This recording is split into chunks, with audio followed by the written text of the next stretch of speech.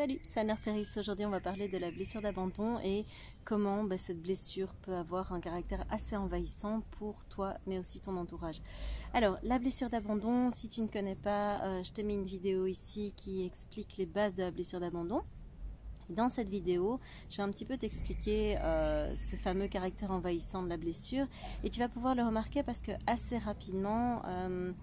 quand la blessure se déclenche, tu vas avoir envie d'aller vers les autres, mais de manière assez compulsive. Alors, tu peux avoir envie d'aller vers les autres parce qu'il y a un énorme vide en toi qui est très difficile à contrôler, que tu vas avoir du mal à confronter, qui va juste générer chez toi une anxiété mais folle. Et donc, une part de toi va essayer de fuir ce vide et donc de se diriger vers les autres. Et en fait, quand tu vas aller vers les autres, tu vas aller chercher plein de choses. Tu vas aller essayer quelque part de manière inconsciente de combler tes besoins à l'aide des autres. Il y a une part de toi, ton ego, qui à ce moment-là a l'impression en fait que tu n'es pas capable de gérer toi-même tes besoins et surtout de les remplir. Par exemple, le besoin de sécurité, le besoin de te rassurer, d'avoir confiance en toi, le fait de te donner de la valeur, de te donner de l'importance dans ta vie. Tout ça, tu vas avoir l'impression que c'est vraiment indispensable que les autres soient là pour t'aider à faire ça. Et donc le problème, c'est que tu vas aller vers les autres dans un certain état de manque, dans un déficit de ressourcement de tous ses besoins, et donc ça va être très envahissant pour les autres, parce que c'est un petit peu comme si tu arrivais vers ces personnes en disant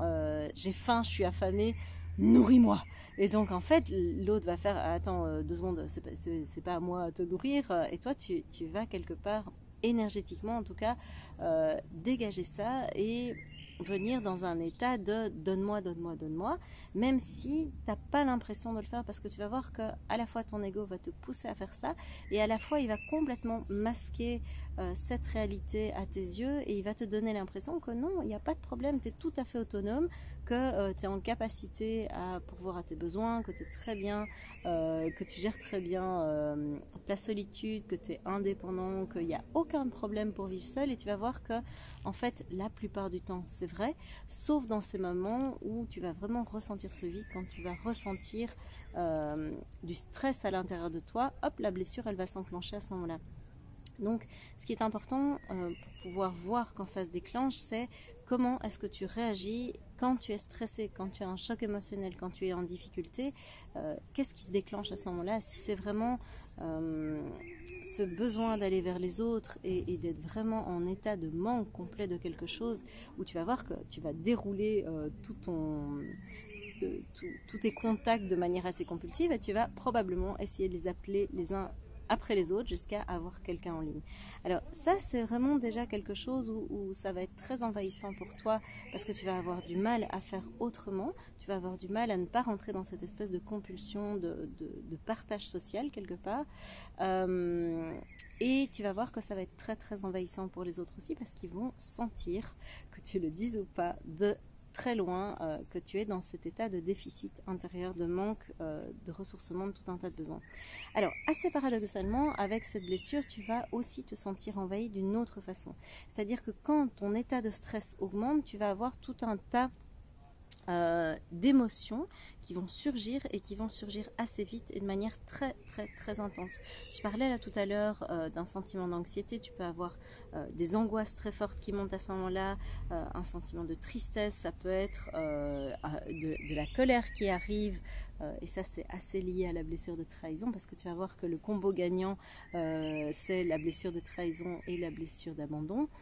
Aussi vrai que la blessure de rejet et la blessure d'injustice généralement vont bien ensemble. Et donc avec la blessure de trahison, tu vas avoir l'impression que les autres te trahissent d'une certaine façon, qui ne sont pas aussi engagés envers toi que toi tu l'es envers eux. Et donc quand tu vas aller vers toutes ces personnes et qu'il n'y en a aucune qui te répondent ou qui te disent non, désolé, je suis pas disponible pour toi, j'ai d'autres priorités dans ma vie, le fait que tu ne sois pas important comme tu l'espères dans la vie de ces personnes, le fait que quelque part la place que tu as dans leur vie n'est pas celle que tu espères, ça risque de générer un très grand sentiment de colère qui est mais j'en ai marre, moi je suis toujours là pour les autres et les autres ils sont jamais là pour moi quand j'en ai besoin, etc. Et donc tu vas voir qu'assez rapidement Une autre forme d'envahissement, ça va être cette espèce de tsunami émotionnel qui est en train de monter, où tu vas perdre le contrôle à un moment. Ça va être très très difficile de le gérer, et donc ce tsunami-là, tu vas aussi aller vers les autres parce qu'il y a une part de toi qui espère que l'autre va pouvoir t'aider à gérer ce trop-plein émotionnel en partageant simplement ce que tu vis. Donc tu vas être très très très tenté de faire du partage social, c'est comme ça qu'on appelle ça en psychologie. Le partage social, c'est quand tu as un événement qui te marque, tu vas avoir besoin d'aller le partager avec des personnes en qui tu as confiance, qui sont en capacité d'écoute, qui sont plutôt attentionnées. Et si la blessure est très présente, il y a des chances que tu te diriges aussi vers des personnes qui n'ont pas ces capacités-là. Et donc qui risquent malheureusement d'utiliser toutes ces fragilités, toute cette vulnérabilité que tu vas mettre sur la table à ton détriment. Donc c'est vraiment important que tu puisses faire du tri déjà vers qui tu vas, pourquoi tu y vas, quelles sont les attentes qu'il y a derrière, qu'est-ce qui te motive quelque part. Et si cette blessure est en train de s'enclencher, tu vas voir que cette espèce de double mouvement de l'intérieur qui te pousse à aller vers les autres, en fait, il va être motivé non pas par un souci d'aller vers l'autre, par un souci de partage, par un souci d'équilibre dans la relation, mais vraiment par à la fois ce trop-plein émotionnel et ce vide intérieur de tout un tas de besoins essentiels à ta vie. Alors, ça, c'est vraiment déjà pas mal si tu peux en prendre conscience, si ça te parle et si tu te dis oh merde, je remarque que je suis dans cette blessure-là, qu'est-ce que je dois faire? Je vais te donner ici un petit peu plus loin dans la vidéo une série de pistes qui vont te permettre tout doucement de pouvoir travailler sur cette blessure. Si c'est le cas, je t'invite à ne pas culpabiliser, tu fais du mieux que tu peux avec les éléments que tu as en main. Si tu as envie d'aller plus loin, tu sais que je peux t'accompagner dans le programme Reconnexion, tu vas trouver toutes les infos dans la description sous la vidéo et n'hésite pas à bloquer un call pour que je puisse t'en dire plus sur le programme. Alors, ce qui va vraiment être très très très difficile pour les autres, et c'est vraiment ça que je t'invite à prendre conscience aussi, enfin dont je t'invite à prendre conscience plutôt, c'est qu'en fait quand tu vas aller vers les autres, ça va sentir entre guillemets faux pour certaines personnes. Pourquoi? Parce qu'ils vont sentir ce déficit et ce trop plein, et ils vont avoir l'impression que d'office tu les contactes parce qu'il y a un besoin que tu as à combler, parce que tu as envie de les utiliser entre guillemets. Mais même si ce n'est pas ta volonté, c'est quand même quelque chose qui dans ton énergie va transpirer, puisque c'est quand même un petit peu le cas, il ne faut pas se cacher les choses, ça va pas être tout à fait désintéressé la manière dont tu vas vers les autres. Quand tu as travaillé sur ta blessure, tu vas voir que tu vas être capable de pouvoir aller dans des relations de manière beaucoup plus équilibrée. Et donc, qu'est-ce que les autres, quand la blessure est à son apogée quelque part, vont avoir l'impression, c'est que tu vas vers eux non pas pour avoir leur avis dans le cas où tu vis une situation difficile, tu vas voir que tu vas appeler un tel en disant « Hey, salut, comment ça va ?» En fait, le « salut, comment ça va ?» il est complètement anecdotique, c'est un salut de surface, tu n'as pas vraiment envie de savoir comment il va, tu as juste envie de déposer quelque chose ou de te rassurer auprès de l'autre. Et donc, je t'invite à éviter ça. Vraiment, ne démarre pas par « salut, comment ça va ?» si tu veux pas savoir comment va la personne, si t'es pas dans l'énergie de pouvoir être là pour la personne, parce qu'alors ça fausse déjà la communication, il y a quelque chose qui est pas juste. Donc ça peut déjà être quelque chose sur lequel tu peux travailler, c'est être complètement juste dans ta communication. Ne demande pas à l'autre comment il va, juste par politesse, parce que ça n'a pas d'intérêt, et tu vas perdre quelque part en authenticité dans la relation. Donc ils peuvent avoir l'impression que tu vas pas pour avoir du soutien, pour avoir un avis, tu vas pour simplement partager quelque chose. Alors partager, c'est un grand mot, ça va surtout être moi le genre d'information que j'ai de la part de personnes qui par exemple ont une blessure de rejet. La blessure de rejet est très complémentaire avec la blessure d'abandon, et souvent une personne qui a une blessure de rejet active la blessure d'abandon de l'autre et inversement. Eh bien, ce que j'ai comme retour, c'est moi, quand cette personne vient vers moi, j'ai l'impression qu'elle vient juste pour se plaindre, qu'elle vient juste pour déverser, un petit peu comme si elle avait tout un tas de pierres dans son sac à dos, qu'elle vient tout mettre sur la table, un peu en vrac, sans me demander mon avis, sans me demander si ça me convient ou pas, et que après, quand ça va mieux, elle se barre et j'ai juste plus de nouvelles de la personne, et la prochaine fois que j'ai des nouvelles, c'est parce qu'elle a besoin de moi. Donc, Ça, c'est le retour que je peux avoir de la part de ces personnes. Et souvent, c'est quelque chose d'assez blessant parce que la personne en face de toi, si tu es dans ce genre de démarche, même complètement inconsciente, va avoir l'impression que tu l'utilises et donc aura moins envie de te répondre et donc tu risques de te sentir encore plus abandonné. Donc tu vois comment la blessure va aussi autant entretenir quelque chose de pas forcément sain. Alors, ce que je t'invite à faire pour pouvoir rééquilibrer les choses, c'est dans un premier temps, avant d'aller vers l'autre avec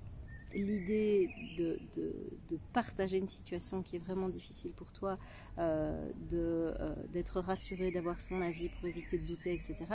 Ce que je t'invite à faire, c'est vraiment de pouvoir d'abord remplir tes besoins par toi-même. Donc, identifie quels sont les besoins que tu as à ce moment-là. Premier truc. Demande-toi de quoi j'ai besoin, pourquoi est-ce que j'ai absolument envie d'avoir quelqu'un en face de moi, pourquoi j'ai absolument besoin de ne pas être seule, pourquoi est-ce que je ressens de l'anxiété. Donc ça va t'aider déjà à identifier tes besoins. Deuxième truc, c'est de pouvoir remplir tes besoins et alors seulement, dans la troisième étape de ce point-là, ça va être de pouvoir aller vers l'autre, mais plus en état de vide. Ça veut dire que tu vas aller vers l'autre sans avoir besoin de l'autre. Tu vas vraiment aller vers cette personne dans une idée de partage, c'est-à-dire qu'il y a quelque chose qui va être moins affamé à l'intérieur de toi. Ça, c'est vraiment pour le premier exercice que je t'invite à faire. Le deuxième exercice que je t'invite à faire, c'est tout doucement t'exercer dans des moments où tu n'es pas stressé, à pouvoir aller vers les autres dans un état de réceptivité complète, c'est-à-dire de pouvoir être à l'écoute de l'autre et pas forcément à l'écoute d'une personne que tu connais, parce que tu vas voir qu'avec cette blessure-là, tu vas avoir tendance à avoir, comment dire, un relationnel qui est très pyramidal. Tu vas avoir des gens qui sont très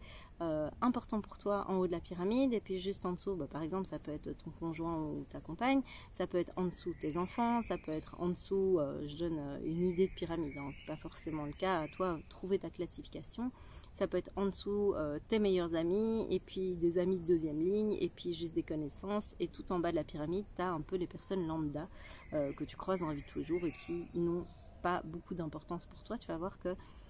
c'est très très hiérarchisé. A contrario, avec par exemple une blessure de rejet, tu vas avoir une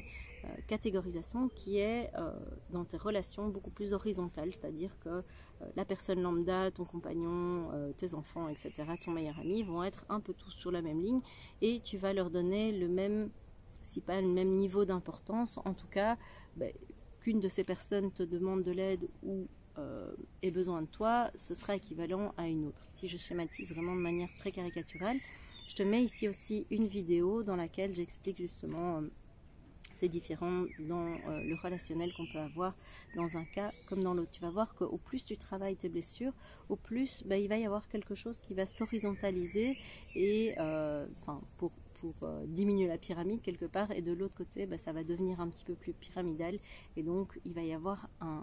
tri relationnel qui va se faire, une structuration de la façon dont tu vas aborder tes relations qui va se modifier très fort. Alors, par rapport à ça, donc, qu'est-ce que je t'invite à faire comme exercice si tu as une structure assez pyramidale dans tes relations? C'est de pouvoir faire l'exercice inverse, c'est-à-dire de pouvoir t'intéresser comme ça, sans utilité, sans aucun intérêt, sans attendre de retour sur investissement quelque part, parce que tu vas voir qu'avec cette blessure, tu vas avoir un besoin de fusion très très fort avec les autres. C'est aussi pour ça que tu vas avoir une structure très pyramidale, c'est qu'en haut, c'est des relations où tu es sûr d'avoir beaucoup d'importance dans la vie de ces personnes, que ce que tu donnes comme importance, tu vas le retrouver quelque part, et donc ce besoin de fusion, il va être quasi vital pour ta vie. Tu as besoin que les gens te donnent une place, mais une place qui est très élevée dans leur vie, et que tu t'assures quelque part que la place que tu es dans leur vie soit importante. C'est vraiment les grands traceurs de la blessure d'abandon. Si une personne, tu n'as pas d'importance dans sa vie, elle n'en a pas pour toi, que je ne sais pas moi, que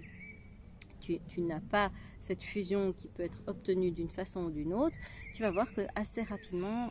avec cette blessure-là, tu vas t'en désintéresser, ou en tout cas, tu ne vas pas lui consacrer autant d'énergie, autant de soins que ce que tu pourrais faire avec tes meilleurs amis, par exemple. Et donc ici, ce que je t'invite à faire pour rééquilibrer, c'est vraiment de pouvoir consacrer de l'écoute gratuite, désintéressée, sans aucun retour sur investissement à des personnes que tu croises comme ça. Donc tu te poses quelque part à un endroit où tu te sens déjà bien et tu ne fais rien. Tu vas être drivé avec cette blessure à faire pour avoir. Et là, je t'invite à faire l'exercice inverse, c'est-à-dire à juste être. Tu es et tu ne vas rien avoir. Et donc, ne cherche pas non plus à te dire « Waouh, j'ai quand même écouté cette personne, elle avait besoin de moi, etc. » Parce que ça aussi, c'est la blessure d'abandon. Donc, il y a toujours cette recherche quelque part d'importance. Et donc ici, l'idée, c'est vraiment de trouver des situations dans lesquelles tu vas pouvoir être voilà, dans l'écoute avide, justement, de personnes pour qui tu n'as pas forcément de l'intérêt, mais juste tu vas apprendre à découvrir leur univers et ça va être un exercice en soi. Le troisième exercice que je t'invite à faire, c'est de trouver un moyen de te délester de toutes ces émotions qui sont beaucoup trop lourdes pour toi avant d'aller vers les autres et en particulier envers les personnes que tu aimes parce que c'est important que tu n'y ailles pas dans l'espoir qu'ils t'allègent de quelque chose qui est trop lourd pour toi. C'est pas leur job, c'est très très lourd, ça va être très envahissant pour la relation et donc ça va abîmer au bout d'un moment ta relation. Les autres ne sont pas là pour prendre soin de tes besoins ni pour recueillir le trop-plein émotionnel, surtout quand c'est de la tristesse, quand c'est de la colère, quand c'est de la peur. C'est très compliqué et tu vas voir qu'avec cette blessure, tu vas avoir tendance aussi avec la joie à être dans l'envahissement quelque part du territoire de l'autre. Ici, je l'ai vécu il n'y a pas très longtemps avec une personne qui me disait, voilà, moi je traverse une situation qui est hyper compliquée, je suis dans le 36e dessous, je suis à l'étranger, je vis vraiment l'enfer et j'ai un ami qui est venu vers moi pour me dire à quel point il était heureux d'avoir trouvé la compagne de sa vie. Et ça a été horrible parce qu'en fait, il a juste parlé de lui, il a parlé de son bonheur, il a parlé de son bien-être, à quel point cette personne lui convenait et avec tous les détails qui permettent justement de créer cette fusion pour que l'autre ressente bien où il en est. Mais en fait, c'était pas du tout adéquat parce que la personne en face qui me partageait ça me disait mais moi j'étais pas du tout dans cet état-là, j'étais pas dans ce mood-là et il s'est pas préoccupé de savoir si j'avais envie, si j'avais besoin d'entendre ça, où est-ce que moi j'en étais dans ma vie et c'était juste ça va de surface et comment ça va dans ta vie, mais il n'a même pas écouté une ligne de ce que j'ai dit et donc tu vois c'est vraiment ce genre de relationnel qui va être compliqué à vivre quand tu as une blessure d'abandon. Donc sois vraiment conscient de l'état émotionnel dans lequel tu vas vers l'autre et si c'est pour déverser quelque chose, soit de trop joyeux ou de trop lourd, eh bien veille à vider le trop quelque part ailleurs de manière très adéquate, donc pas chez une autre personne mais de toi-même. Trouve un moyen de le faire et tu vas voir que tes relations vont s'alléger. Voilà, ça c'est ce que j'avais envie de te partager aujourd'hui. Ça va être des choses qui vont te permettre d'alléger tes relations. Alors oui, peut-être qu'il y a des liens qui ne vont pas tenir le choc du rééquilibrage parce que peut-être que tu es déjà dans des relations déséquilibrées où tu donnes beaucoup et les personnes en face de toi se sont habituées à recevoir beaucoup. Peut-être qu'ils te donnent beaucoup et que tu t'es habitué toi à recevoir beaucoup et que si tu modifies quelque chose, peut-être que certaines relations vont se distendre. C'est pas pour ça que le lien va se rompre, mais ça va se distendre en tout cas. C'est pas grave, dis-toi simplement que les relations, elles vont évoluer avec toi. Donc fais-toi confiance, les relations qui sont vouées à devenir saines vont le devenir et celles qui devront quitter ta vie le feront et c'est pour un mieux, c'est pour que tu puisses évoluer, c'est pour que eux puissent évoluer aussi. Donc pas de panique, c'est souvent quelque chose où il y a des personnes qui me disent oui mais c'est la catastrophe, j'ai pas envie de changer, j'ai pas envie de quelque part aller mieux et de me sentir mieux parce que j'ai peur que ces relations où je sais qu'il y a quelque chose qui n'est pas sain, elles risquent de quitter ma vie. Donc j'ai envie de te dire, fais confiance simplement à ce qui se met en place, fais-toi confiance et tu vas voir que les choses vont bien se passer. Là-dessus, je te laisse. On se retrouve très bientôt pour une nouvelle vidéo. Ciao!